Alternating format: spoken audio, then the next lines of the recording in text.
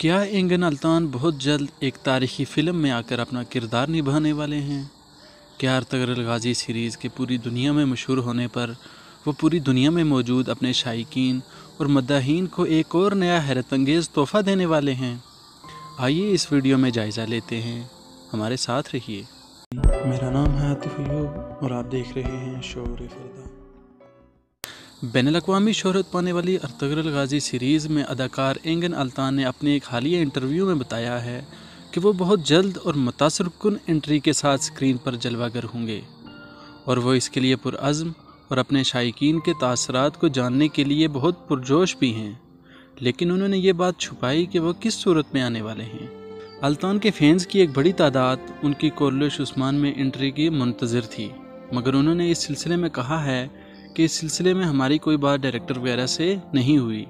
تو ناظرین دل تھام کے بیٹھیے، کیونکہ اسلامی دنیا میں اس قدر مشہور ہونے والی اس سیریز کے بعد الطان پوری دنیا میں موجود اپنے شائقین کو ایک اور سرپرائز لازمی دینے والے ہیں۔ اس کے دو چانسز ہیں، پہلا یہ کہ ارطغرل کورلش عثمان میں اپنی انٹری کریں گے، لیکن اس کے چانسز کم ہیں، لیکن پھر بھی اس بات کو نظر انداز نہیں کیا جا سکتا۔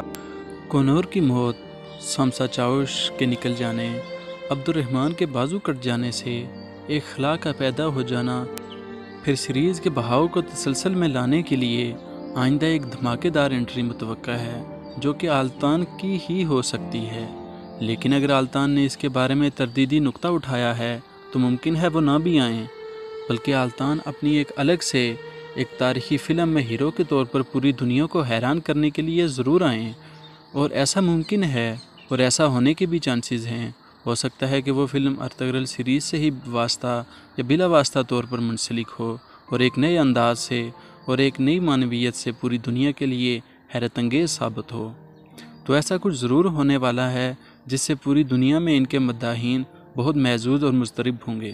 تو دیکھیے کہ اینگن الطان کس صورت میں اپنی جلوہ نمائی کرتے ہیں۔ تو آپ الطان کے متعلق مستقبل کے امکانات کے بارے میں کیا رائے رکھتے ہیں؟ کمنٹ سیکشن میں ہمیں اپنی رائے ضرور دیں۔ ہماری ویڈیو پسند آئی ہو تو اسے لائک اور شیئر ضرور کریں۔ ہمارے ساتھ جڑے رہیں۔ اللہ حافظ۔